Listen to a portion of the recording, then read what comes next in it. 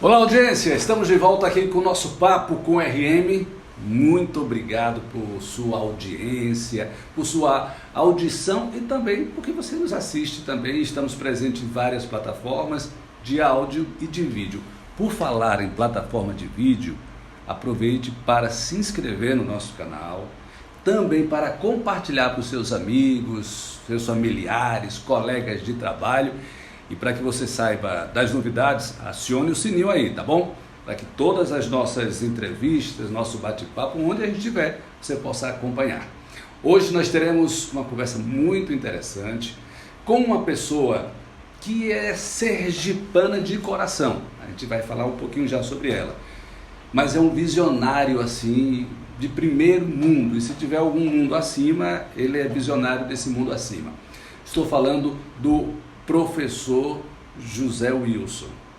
Ele é bastante conhecido como professor Wilson da AGES. Só que hoje ele está dando menos atenção para a AGES, porque ele tem outros negócios, está relacionado ao turismo. Com o professor José Wilson, a gente vai conversar agora aqui no Papo com RM.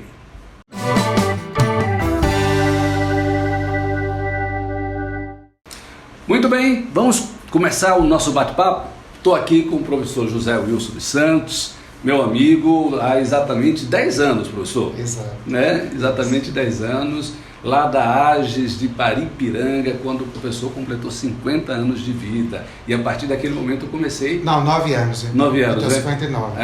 Então 9 anos. Naquele momento eu comecei a conhecer a história, através de um livro, acho que era capa verde, se eu não me engano, esse livro. Não estou lembrando da capa. Exatamente. E eu comecei a ler e ver e conhecer um pouquinho da história do professor José Wilson, que é baiano, certo? Mas que grande parte da vida foi aqui em Sergipe. Professor José Wilson, o que Sergipe representa para o senhor? Boa tarde, Ricardo. É um prazer estar aqui contigo. Espero que eu possa compartilhar todo esse sentimento de pertencimento a Sergipe nesse bate-papo, até porque você sempre foi inspiração como repórter, como jornalista, enfim. Então é um prazer estar aqui contigo. Sergipe representa para mim acolhimento. Foi o estado que me acolheu depois da Bahia. Eu sou baiano, nasci em Paripiranga. Paris, né? Paris, exatamente, a nossa Paris do Nordeste. Mas foi Sergipe, começando por Lagarto, Simão Dias, até chegar a Aracaju, que me acolheu e me trouxe inspiração para chegar no patamar de criatividade, digamos assim, porque eu não tenho nada mais do que um potencial de criatividade. Eu crio a cada minuto. Eu não sei se essa criatividade está refletindo tão positivamente na vida das pessoas, mas criatividade é o que não falta por aqui. Você falou Lagarto, Simão Dias, teve Buquim também? Eu trabalhei em Buquim por apenas 2 meses, como funcionário do Banco do Brasil, mas eu tenho marcas profundas na convivência com Simão Dias e com Aracaju. E Simão Lagarto. Dias, Lagarto. Simão Dias é colado ali em Paripiranga. Então, eu acho que quando menino, na época de que você corria para lá e para cá, né? Paripiranga, Simão Dias, que está pertinho ali. Perfeito. Mas trabalhou lá também, Simão Dias? Não trabalhei em Simão Dias. A marca mais forte do acolhimento de Simão Dias foi quando nós fundamos a Faculdade de AGES, que o maior número de estudantes no primeiro semestre era de Simão Dias. Tá? O prefeito de Simão Dias, na época Zé Valadares, foi o primeiro a colocar o transporte escolar. Quando o transporte escolar naquela época não era visto como um direito de todos. E aí com o transporte escolar os estudantes de Simão Dias aceitaram o projeto da faculdade e lá nós tivemos o maior número de estudantes. Depois, por incrível que pareça, Lagarto ocupou essa posição. Então Lagarto já foi o município com o maior número de estudantes frequentando a faculdade de AGES. Mas chegou a trabalhar em Lagarto ou também não? Só também... Não, Lagarto só a faculdade. Nós né? instalamos a faculdade em Lagarto. Mas lá em Lagarto eu estudei. Eu fiz parte de um programa da Universidade Federal de Sergipe, em convênio com a SENEC. Eu fui aprovado para o curso de letras e comecei a estudar em Lagarto 2 anos. Depois eu planifiquei a licenciatura e vim terminar aqui em Aracaju. E onde Aracaju entra nessa história? Eu percebo que tem uma queda por Simão Dias, Lagarto. Aracaju é só por passeio, trabalho ou tem algo mais? Então, Aracaju sempre foi, está sendo e será objeto de desejo de qualquer pessoa que não teve a oportunidade ainda de residir aqui. Porque essa é uma cidade que tem calor humano, é uma cidade que tem uma energia muito boa, pela sua beleza, pelo, como eu já falei, do calor humano, pelo atendimento, a forma como as pessoas tratam. E a nossa praia, né? É uma cidade de praias, e a praia sempre foi um atrativo para aqueles que estão lá no sertão, para aqueles que estão no interior. Na sua juventude você vinha muito para cá, para a praia? Muito, muito, sempre via. Aliás, para cá não, porque não dava para pagar a passagem para cá. Eu ia de caminhão para Baís, Caueira e etc. Quando pegava uma carona. Ô professor, eu lendo o seu livro e também conhecendo um pouquinho da sua história, vi lá que o senhor parava muito tempo ali na antiga rodoviária velha no centro de Aracaju, rodoviária Luiz Garcia. O senhor lembra dessa história? Lembro perfeitamente. Quando eu comecei a nossa escola, que eu venho da educação, começamos com 5 estudantes e terminamos com 8.000 em 7 campos universitários. Aracaju me acolheu bastante, porque eu vinha sempre à capital para pegar livros, comprar aquele material didático, e aí seguia naqueles ônibus. E a rodoviária velha, né? Velha. Rodoviária velha, tinha uma lanchonete e tinha um suco de caju que era o meu objeto de desejo. Então eu podia gastar todo o recurso que trazia, mas reservava um valor para tomar um suco de caju no momento que me sentia cansado ali na rodoviária velha. Foi isso que você lembrou? Mais ou menos. Eu também tenho uma outra história lá, não sei se eu estou viajando, de que o senhor sentava lá, não sei se para engraxar sapato ou para ter o sapato sendo engraxado. Não, aqui em Aracaju eu já não engraxava sapato. Quando eu vinha para cá eu já tinha uma condição melhor. Certo. Eu engraxava sapato, foi minha primeira atividade como atividade profissional. Eu era muito pobre, nasci no povoado, num distrito que se chama Conceição de Campinas hoje. Eu limpava carro, mas apenas para ajudar aos donos do carro e ganhar uma carona. Num determinado momento eu tive a oportunidade de comprar uma caixinha de sapato e tive o privilégio, que nunca vou esquecer, de ganhar o primeiro, não era real na época, parece que era cruzeiro. Como engraxate? Como engraxate. O senhor se envergonha?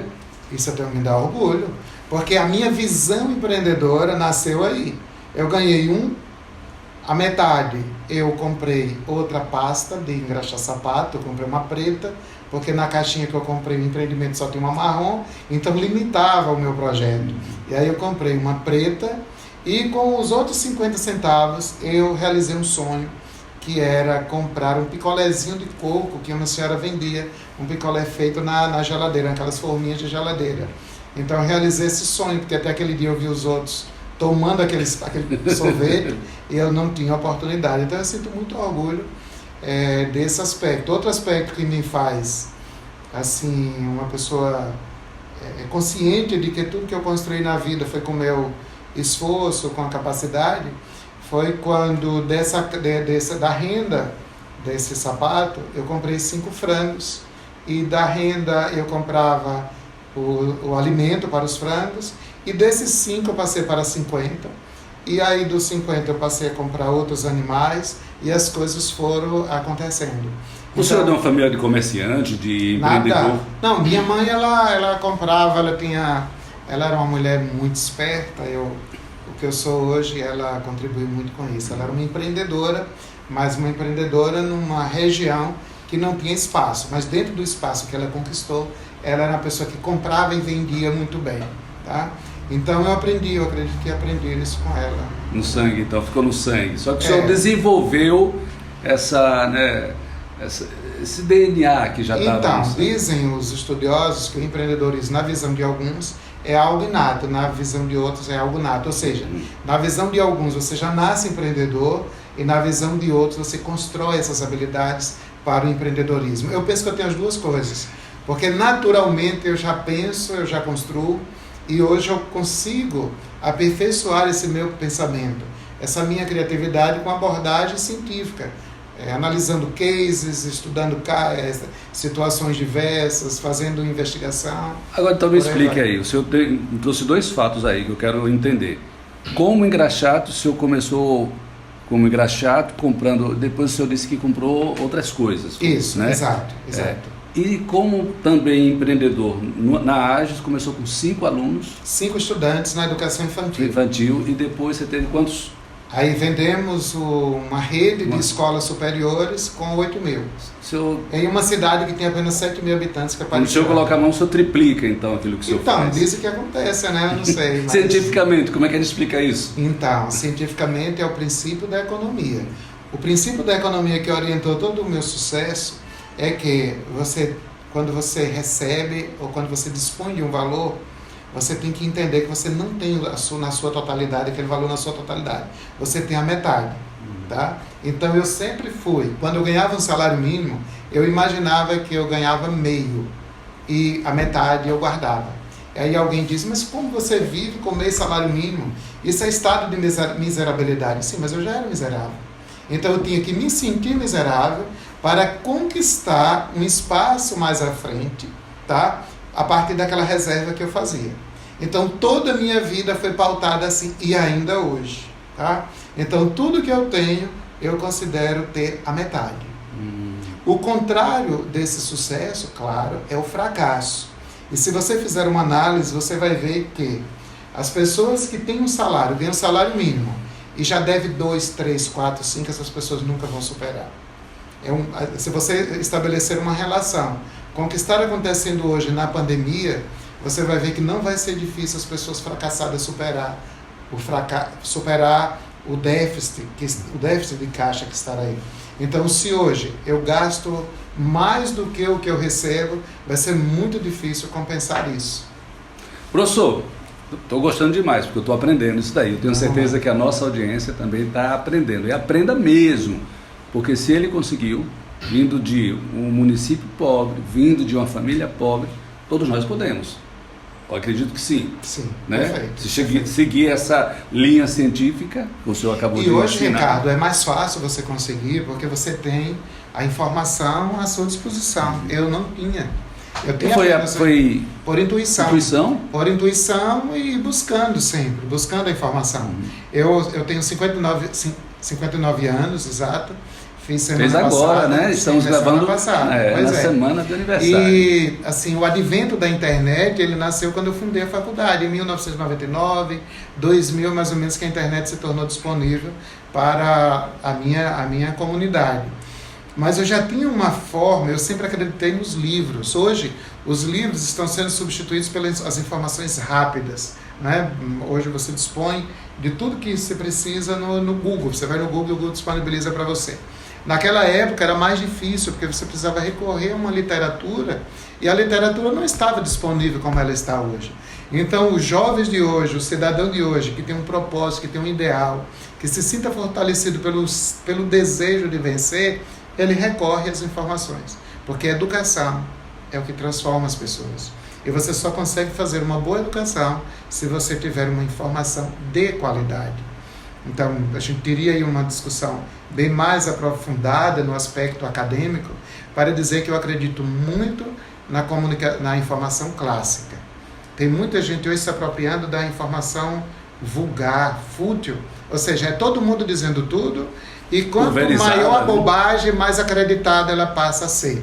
Então, isso é um risco social, isso é um risco que as pessoas correm. Então, aqueles que desejam vencer, não acreditem no fácil, tá? Quando você ver algo muito fácil, tenha medo, porque nada é fácil. E se você consegue conquistar algo com facilidade, você vai perder com facilidade, porque não tem consistência. A consistência, ela se constrói na história. Hoje eu não tenho muita coisa, mas o que eu construí foi de R$1 que ganhei limpando sapato. Esse R$1 depois se multiplicou para o cuidado e negociação com outros animais. Esses animais se transformaram num prédio, numa salinha para um colégio. Esse colégio depois se transformou num espaço maior. Por último, eu investi na educação superior, fiz 5 concursos, fui aprovado nos 5 concursos e o resultado saiu em 8 dias tudo, foi um negócio bacana. Eu era muito excluído na época, ninguém acreditava em mim, me chamava de louco. Imagina, um menino pobre, lá de Conceição de Campinas, morando em Paripiranga, com uma escolinha, não era fácil. Mas já melhorou quando eu passei no vestibular. Porque na época, hoje o acesso à universidade está mais fácil, mas quando eu entrei na Federal de Sergipe, não era muito fácil. Eu fiz o vestibular, concorri, só passaram 3 pessoas. Para quê, professor? Eu fiz para matemática. Eu não gostava de letras, mas infelizmente só passaram 3. E aí a turma não funcionou, me chamaram para letras.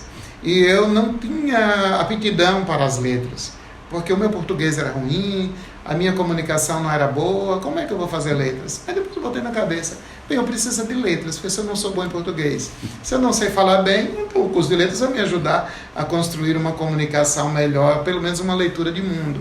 E aí entrei no curso de letras, fiz os concursos, o curso superior me ajudou. E aí você não tem ideia, eu defendo muito desde pequeno, eu defendo algo que é muito importante, que se chama autonomia do sujeito. Então, todo o meu projeto de vida, o meu projeto institucional, estão pautados na autonomia do sujeito. Eu quero ter autonomia, por isso que eu não tenho ligação, não tenho sócio. Eu tenho muita dificuldade de ter sociedade, porque eu tenho cabeça dura. O que eu faço, ninguém acredita que dá certo, só eu. Mas aí, se eu fizer e não der certo, eu não tenho que dar satisfação para ninguém. Digamos, o que eu estou fazendo no turismo em Sergipe, ninguém acredita. Todo mundo fala que está bom, que está bonito para me agradar. Mas eu sei que está todo mundo me chamando de doido, porque a situação do turismo não está bem e por aí vai. E logo em Sergipe, né? Porque era tido como, assim, o patinho feio do Nordeste. O senhor é da Bahia. Eu sou da Bahia. Né? Sabe que Alagoas é o chamado paraíso. Isso. Né? E outros... Fortaleza, Ceará, tal e tudo mais, o senhor resolve investir em Sergipe. Sabe por quê? Porque Paripiranga não tinha estrutura para uma escolinha e eu fundei uma faculdade e deu certo. Paripiranga tinha 7.000 habitantes na cidade, não era no município. E eu consegui colocar 8.000 estudantes transitando lá dentro. Transformamos a cidade, Paripiranga. Aí trazendo para o turismo. Você lembra de Maceió há 20 anos atrás? Me lembro. Ninguém acreditava em Maceió. Então, o que foi que mudou Maceió? Cabeças boas, gente boa acreditando e fazendo, e explorando não, sabendo usar os recursos naturais que estavam lá. E Sergipe é um estado que tem um potencial fantástico e as pessoas não enxergaram bem. Então, eu enxerguei que Sergipe tem um potencial muito grande para o turismo. Isso aqui, o tripé que eu acredito que é empresários, sociedade valorizando e governos. Os governos estadual, municipal e federal.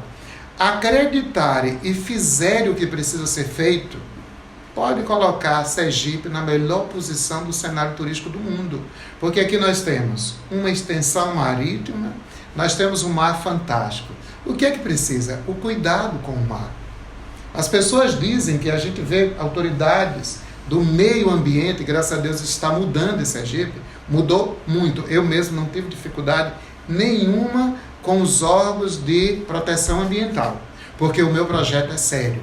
Eu chego lá e digo para eles aquilo que eu entendo, que eu acredito, que é bom para a sociedade, que vai ser bom para mim, para o turista e para o meio ambiente. Então não tive dificuldade. Não há uma ideia de exploração do meio ambiente, há uma ideia de soma, de contribuição para o meio ambiente refletindo na vida do turista. Então, esse mar fantástico estará aí, se for bem cuidado. As florestas que nós temos em Sergipe, as cachoeiras que nós temos, as fazendas que nós temos, as ilhas que nós temos, se forem bem cuidadas, para encher os olhos dos turistas, é isso que nós precisamos para transformar esse estado. Eu vou já para a gente aprofundar essa questão do turismo aqui de Sergipe. Certo. Mas o senhor falou da educação, inclusive o senhor está falando da educação clássica, de leitura. Eu estava um dia desse com uma pessoa que mandou mensagem para mim pelo Instagram, pela rede social, vendendo uma enciclopédia Barça. E não estava conseguindo vender. Recente? Recente. Oh, meu Deus. Sem conseguir vender. Ele é um dinossauro. Dinossauro. Ele é um dinossauro. Mas sem conseguir vender, me procurou, a gente repostou, ele disse, é porque eu não tenho mais uso. Mas é isso. Mas na nossa época, né? Eu nunca tive porque eu não pude. Pois é. Lá na frente eu consegui ir para a escola. Mas eu não podia. Então, assim, Ricardo, realmente a leitura clássica é o que dá sustentação a um projeto. Professor, mas por que deixou a educação e entrou no turismo? Tem a ver? Tem. Eu não deixei porque deixei de gostar da educação e nem de acreditar na educação. eu deixei porque o meu projeto é muito sério e eu não estava conseguindo dar conta do que precisava. Então você já pensava em entrar no turismo antes de deixar? Não. Eu te digo porque eu deixei a educação. A educação, ontem eu fazia uma reunião com um grupo de colaboradores que já trabalharam comigo, a partir da inspiração de um estudante de Uauá. Se esse estudante estiver nos ouvindo, ele vai se sentir muito orgulhoso. Você veja o quanto a educação ela preenche esse espaço do educador, do verdadeiro educador. Um grupo de já profissionais fez uma postagem no meu Instagram dizendo que, professor, sentimos muito orgulho da nossa história que foi compartilhada com a sua, porque fomos estudantes da AGES. Aqui nessa mesa estão 3 engenheiros civis, 2 arquitetos, enfermeiros e mais alguns profissionais. Nós temos orgulho, somos formados na AGES. E a nossa inspiração é o seu projeto de vida. Poucas vezes que você falou para a gente, que eu não tenho condição de falar para todos os estudantes todo o tempo, você nos fez sentir que é possível transformar a sociedade pela educação. E hoje nós temos muito amor para o Uauá, e o Uauá tem hoje 70% dos profissionais formados na AGES, jovens que estão empenhados para mudar a realidade desse município. E aí eu comecei, ontem à noite, eu tive a oportunidade de bater um papo com ex-funcionários, ex-colaboradores da AGES, quando refletimos sobre isso. O quanto a AGES tem uma energia boa. A AGES veio para ficar e é um projeto reconhecido pelo mundo, porque nós apresentamos para o Brasil, apresentamos para o mundo, e hoje a própria sociedade regional ela reconhece que os serviços de qualidade que são prestados na região centro-sul de Sergipe e nordeste da Bahia, eles fazem a diferença. Um exemplo muito rápido. Eu senti muito orgulho da minha cidade essa semana. Eu precisei de informações sobre a vacina para saber. Eu tenho endereço lá, tem endereço em Salvador, tem endereço em Aracaju, tem endereço em Simão Dias, tem endereço em Lagarto. Enfim, eu posso tomar a vacina em vários lugares. Mas aí eu fui à minha cidade, eu queria me vacinar em Paripiranga. E aí eu encontrei uma equipe de saúde, mas com uma competência tão grande que todas as perguntas que eu fiz, eles tinham resposta. Que o problema hoje da pandemia é a ausência de resposta para a sociedade. Até a própria ciência não tem resposta para os desafios da pandemia que está dominando o mundo. E aquela equipe, quando eu olhei, a secretária de saúde, ex-aluna da AGES, as enfermeiras, alunos da AGES, os técnicos, alunos da AGES. E aí eu senti orgulho, porque Paripiranga está bem. Paripiranga começou a vacinar pelaquela faixa de idade muito antes dos demais municípios da Bahia. Então, eu tenho certeza, eu tenho consciência disso, isso é fato. Em qualquer lugar onde você for, você encontra um profissional que representa um núcleo da AGES, ou seja, o pensamento que eu construí para uma sociedade melhor. Educar as pessoas para as pessoas mudarem, para as pessoas transformarem o mundo. O senhor está vivendo o seu legado. Agora. E o bom é que a gente está vivendo de morrer. Esse negócio de botar placa depois de morto, isso não é muito certo, não. Tem de ser agora. E outra coisa, eu sou uma pessoa muito feliz em todos os aspectos. Você me conhece muito bem. Eu sou feliz, ninguém me vê triste, sem o meu sorriso, sem projeto. Eu curto o amanhecer, eu curto o pôr do sol. Eu quero dormir mais tarde porque é desperdício você dormir cedo. Mas quando eu deito na cama, eu deito mesmo com prazer, porque eu estou ali com a consciência tranquila, com a minha paz, com a paz necessária para você viver da melhor forma. Mas aí, respondendo de forma direta a sua pergunta, por que eu deixei a educação? Foi isso? Por que eu deixei a educação? Você já pensava? Eu não deixei, eu mudei o ciclo. Tá? Assim, comecei em uma escola com 5 estudantes, já repeti 3 vezes, não vou repetir mais. Foi para 8.000, também já falei. E quando chegou em 8.000, eu não me senti realizado, mas eu tive uma decepção muito grande. Eu tenho um desejo de colocar o curso de medicina. E aí por quê? As grandes instituições têm o desejo de colocar medicina pelo status, pela receita, mas não era isso que eu queria. Eu queria ter o curso de medicina porque eu acreditava ter um estudante bem selecionado num processo seletivo competitivo, que ele chegava com competência cognitiva, pelo menos, para receber as informações, para receber um projeto pedagógico fantástico de transformação. Eu tinha o desejo de receber um aluno que pudesse ter uma vida digna, morando numa casa boa, bem alimentado, sem precisar se deslocar diariamente, e que, consequentemente, eu ia trabalhar com esse estudante 4 horas pela manhã, 4 horas pela tarde e 2 horas à noite para ele estudar de forma ininterrupta.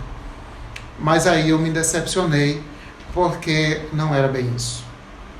O estudante, ele chegou, alguns estudantes, eles tinham não eram todos, mas eu queria que fossem todos, eles já chegaram como aqueles profissionais vestidos de branco. E aí não vou comentar o resto, né? Até para não ofender, que eu sou fã deles, fui convidado agora para ser paraninfo da primeira turma de medicina. Lá em Jacobina? Lá em Jacobina, exatamente. Me senti muito orgulho, me fez refletir, né, esse convite, porque eu achei que eles me odiavam, porque enquanto eu estive lá eu botei para estudar muito e sofri muito com isso. Porque nesse país, os homens de bem, os homens sérios, geralmente eles são massacrados. Se você for um profissional sério, se você tiver um projeto muito sério, você pode ter certeza que você não será aplaudido o tempo inteiro. Sempre vai ter alguém para jogar algumas pedras. E principalmente em educação. A melhor educação é aquela que exige o máximo do estudante, que propõe a ele um projeto de altíssima complexidade, porque ele vai enfrentar um mundo complexo. Então eu não acredito numa escola que venda facilidade para colocar um aluno numa sociedade complexa e difícil, competitiva, como estar aí. Bem, com base nesse contexto, eu estava me sentindo muito mal, aí fiz uma visita técnica em Israel, e lá em Israel tomei a decisão de passar o meu projeto para uma empresa que tivesse com mais entusiasmo para a educação. E aí encontrei a Ânima Educação, que é uma instituição muito séria, que eu tenho um respeito muito grande. Fizemos negócio na época e até hoje eu sinto muito orgulho e não me arrependi, sou mais feliz ainda do que era antes, porque a Ânima tem dado continuidade a esse legado, né, que, digamos assim, ser um legado. E sou sócio da Ânima, né? Eu tenho orgulho de dizer que eu saí de 7 universidades, 7 campos universitários, e hoje nós temos mais de 100 universidades em todo o Brasil. Eu sou um sócio, eu tenho, acho que só uma porta, um parafuso lá em cada uma delas, mas eu sou sócio, né? Tenho orgulho de dizer que sou sócio, né? Metade do meu patrimônio ficou lá, metade eu recebi, e aí eu resolvi investir no agronegócio. Eu acho que qualquer pessoa... Então o turismo não foi...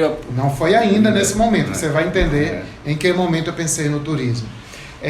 Eu entrei no agronegócio porque eu pensava assim, o agro é seguro, uma fazenda ela não se desfaz somente com uma chuva, com uma tempestade, e nem somente com uma seca, porque depois ela se recompõe, seja numa situação, seja em outra.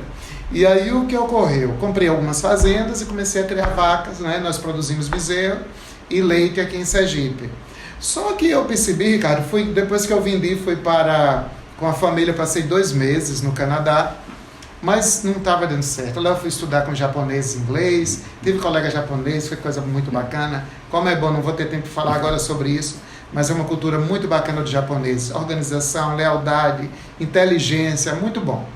Mas eu não estava satisfeito lá convivendo com aqueles japoneses que têm uma vida já arrumada e não dava para mim. Eu queria no meu Brasil, com gente buzinando, aquele povo que não tem paciência, com gente que não abre a porta para o outro, com gente... Eu quero o meu Brasil porque lá a gente tem a oportunidade de contribuir para mudar essa realidade. E agora fazer o quê? Mas eu sentia muita falta da escola, não era só do projeto de educação. Eu sentia falta de gente. Os animais são bacanas, mas animal não é gente. Nem gente é animal, óbvio. E aí eu tive a ideia, você sabe que eu viajo muito, né? Eu faço 3 viagens internacionais por ano, exceto os 2 últimos quando da pandemia. E eu sempre gostei do turismo, eu achei que o turismo seria uma forma de contribuir. E aí num determinado momento eu pensei, eu amo Sergipe, eu gosto de Aracaju, então eu prefiro investir em Sergipe. Comprei uma fazenda muito longe, fica lá na região do Matopiba, entre Luiz Eduardo e lá na região quase do no final da Bahia. Maranhão, Tocantins, é na divisa do Maranhão, Tocantins, Piauí e Bahia. Lá no fim do mundo. Tem muita água, terreno seco. É uma produção fantástica lá. Tudo funciona lá. É reconhecido por decreto governamental como a região do agro de maior sucesso para o Brasil. Só que eu queria estar próximo a Aracaju. Eu gosto de Aracaju, já tinha residência aqui, minhas filhas estudaram aqui, depois que vieram da AGES e por aí vai. Uma de suas filhas estudou por essa região? Uma das minhas filhas estudou em Paripiranga. Não, medicina perto dessa região. Ela terminou o ensino médio aqui em Aracaju e hoje estuda em Minas Gerais. Dandara faz medicina em Minas Gerais. Não é perto dessa região de Luiz Eduardo? Não. É outra região. Tá. Bem, e aí quando eu retornei do Canadá, eu voltei com o propósito de contribuir para o turismo. E em uma das reuniões, que uma pessoa que eu admiro muito, aí eu faço questão de citar, em Sergipe, eu sou muito acolhido, mas só teve uma pessoa que até hoje agiu com silêncio comigo, mas essa pessoa ainda vou tratar em tapete de ouro, ela vai precisar de mim, tapete vermelho, né? Eu ainda vou dar um tratamento fantástico, ela vai precisar de mim, e eu vou registrar e vou dizer para ela que ela será muito bem tratada, porque a gente tem de retribuir sempre o mal com o bem. E nunca o bem com o mal, é o contrário. Então eu vou ter muito orgulho. Ela já precisou, mas o que ela precisou não podia mesmo servir. E só que em Sergipe eu sou muito bem acolhido. Em uma das reuniões no órgão governamental, eu falava que tinha interesse de fazer uma escola e que queria também investir num hotel ou coisa parecida. E estava um corretor observando. Esse corretor disse que falaria com o dono do Ratso, que não estava para vender, mas para saber se ele podia me atender. E assim aconteceu. Isso à noite ele já ligou dizendo que o dono do Ratso me atenderia. E eu sentei 8 da manhã aqui no restaurante. Quando foi 10 horas eu já tinha comprado o hotel. Por quê? Porque o hotel é fantástico. Esse hotel é muito bom. É o que Sergipe precisa ter orgulho desse hotel. Ele é novo, ele tem um conceito muito bom. Foi administrado pela Atlântica, que é uma administradora muito boa. Só que eu queria muito mais. Tá? Então, a minha decisão da educação para o agro é porque o agro dava me dava sustentação econômica, tá? E ia me desestressar pelos problemas que eu estava vendo, que eu não conseguia formar os estudantes com o perfil que eu gostaria. Os animais iam dar trabalho para o senhor.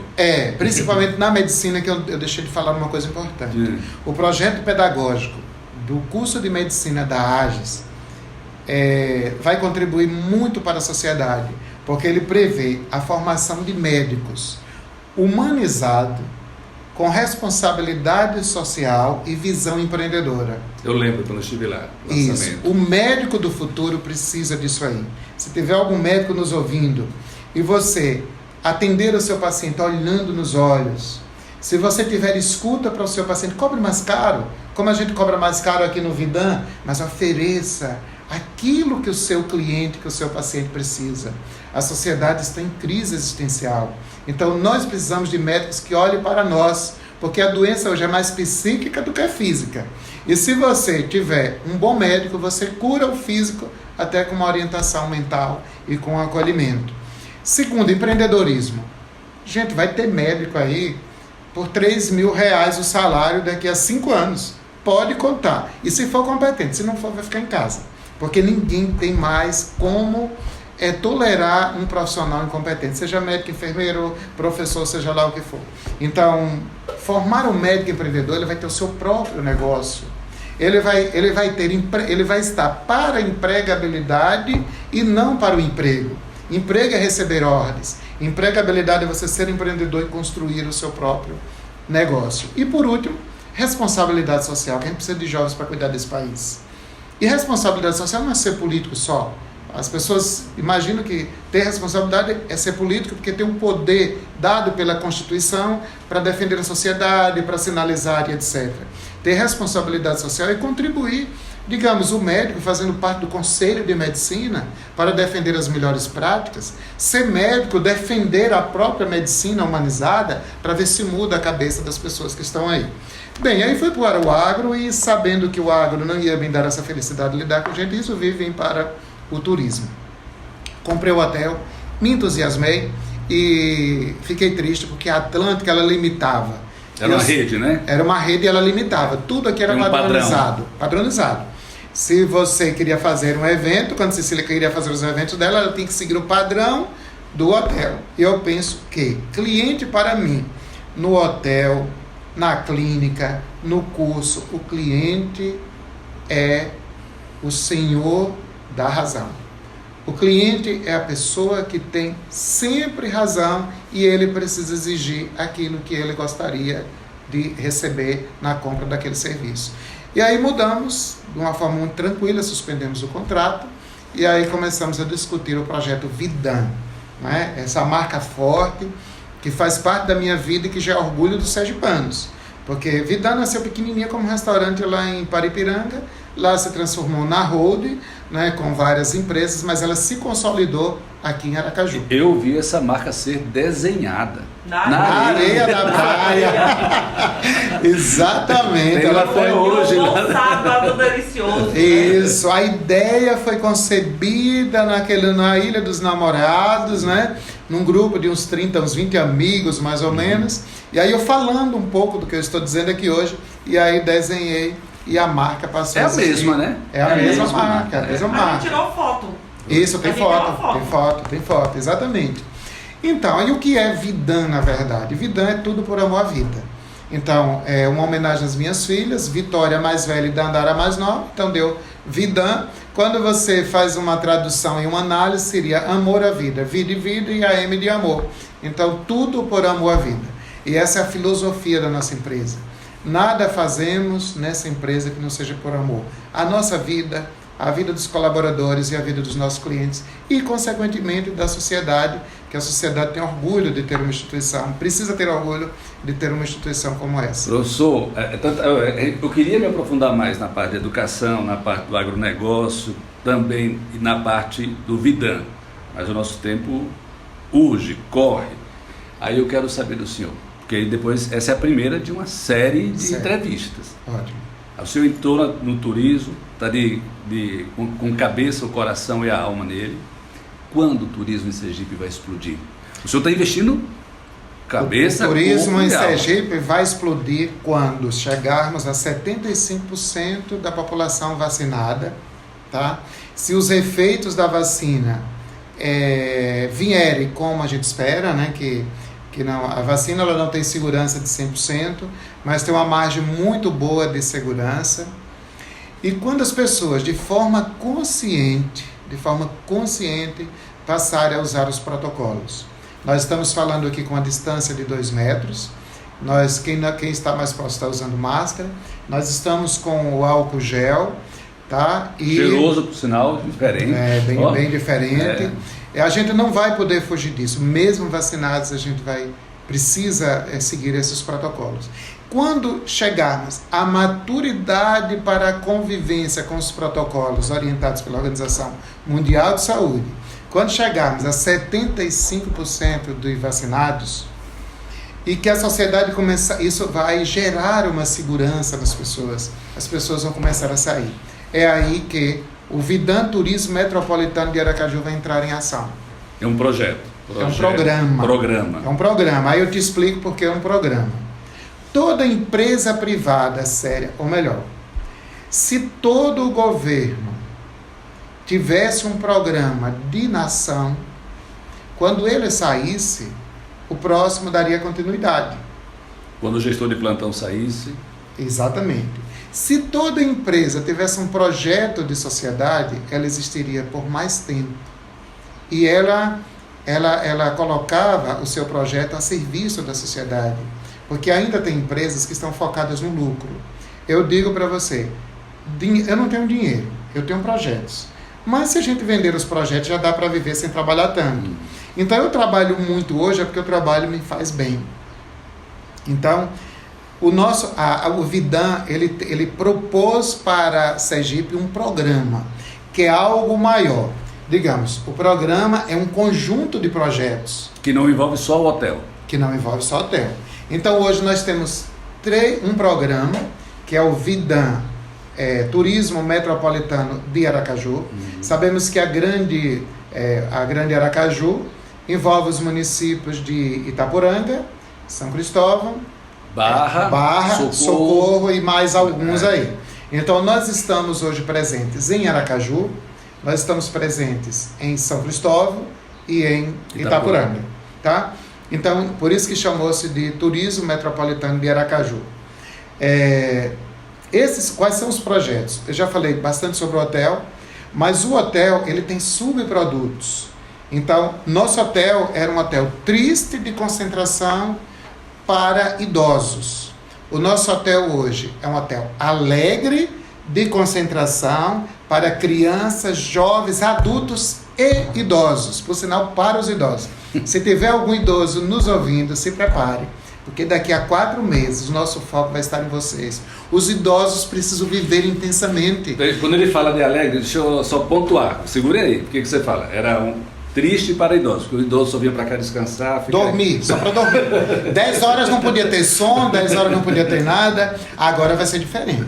O conceito do Hotel Vidan é o conceito dos hotéis de Las Vegas. Hotel que tem cassino, hotel que tem jogos, hotel que tem restaurante, hotel que tem teatro, que tem música, que tem café, que tem academia. Você passa pelos hotéis e não sabe se aquilo é hotel. Você imagina que está numa grande praça de eventos. Então esse é o conceito do Vidan. Professor José Wilson dos Santos, eu queria muito conversar mais, mas a gente vai poder conversar mais. Eu sei que o senhor tem coisa para colocar, sabe? Eu sou tímido, mas dá para... Mas se Deus chegasse, para a gente encerrar, atenção, audiência, você que está nos acompanhando, Deus chegasse agora hoje para Wilson, vou lhe dar a oportunidade de você falar, a gente vai estar falando para muita gente, mas Deus diz assim, você vai ter oportunidade para falar neste momento, a tecnologia, a ciência, você vai conseguir falar para todos os 7 bilhões que nós temos no mundo, 7 bilhões, isso. Neste momento você vai poder conseguir, todo mundo vai te ouvir, o que você diria? Eu diria para todos, principalmente os excluídos, que a sociedade colocou à margem, que ainda há tempo para você passar por cima de tudo isso. É só você ter vontade, é só você se orientar por princípios, tá? Quais são os princípios que orientam a vida de um homem? Primeiro, ética. Você precisa ser honesto, honestidade sempre. Nunca tire do outro o que seja do outro. Você precisa ter solidariedade para ajudar aos outros, principalmente a espiritual, de entender a fragilidade do outro. Porque o material você consegue em qualquer lugar, até no lixo. Mas a caridade espiritual não é todo mundo que é capaz de fazer caridade espiritual.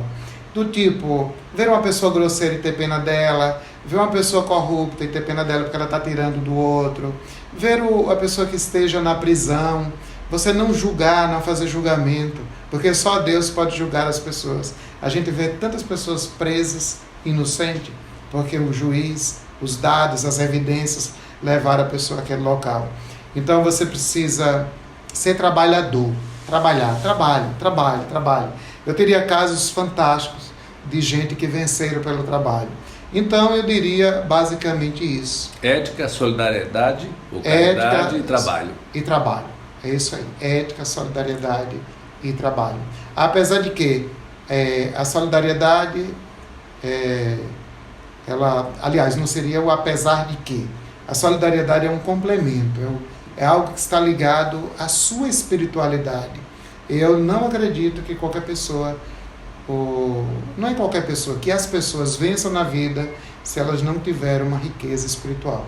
Nós precisamos ter espiritualidade. Independe da religião. Deus é bondade, Deus é sabedoria, Deus é o bem nos norteando, Deus é beleza. Nossa, apreciar o mar, apreciar as plantas, o verde, cuidar da natureza, cuidar do planeta, é a presença de Deus no interior de quem assim pratica, de quem assim faz. Muito obrigado pelo seu tempo. Eu sei que é corrido, mas a gente acabou conversando um pouquinho. Eu que agradeço aqueles que nos ouviram e eu espero poder ter contribuído com a vida de cada um. E vamos continuar pensando. Quem quiser me acompanhar pelo Instagram, todo domingo eu escrevo as domingueiras. Então essas coisas assim que a gente pensa na madrugada, é aquilo que a gente observa, tipo, você passar na rua, eu vou encerrar também com essa mensagem bacana. Eu não sei por que as pessoas reclamam tanto da vida e por que as pessoas julgam aqueles que estão trabalhando nos gabinetes de terno e gravata e julgam aqueles que estão trabalhando com o mau cheiro, com a dor, com o sofrimento, etc. E aí eu prestaria minha homenagem aos garis. Você sabe qual é a classe que trabalha mais feliz? É dos garis.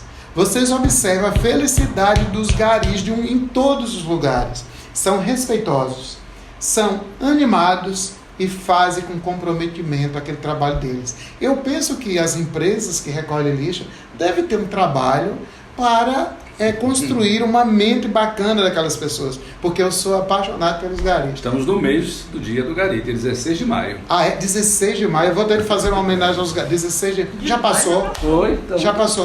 Nós estamos no mês de maio. No mês de maio. No dia do seu aniversário. Esqueça, porque é no dia do meu aniversário. Poxa, que coisa boa. Eu acho que você é feliz, porque por isso que você é feliz. Porque os garis, eles são felizes. E assim, eu falei do Instagram, mas não falei do endereço. O meu Instagram é vidam.wilson, né? Wilson.vidam. Wilson.vidam. Wilson.vidam. Então, todo domingo eu escrevo alguma coisa e fico muito feliz, porque o meu pensamento parece que ajuda um pouco a superação da dor de alguns, do entusiasmo, aliás, das perdas, enfim, tudo aquilo que faz parte da vida.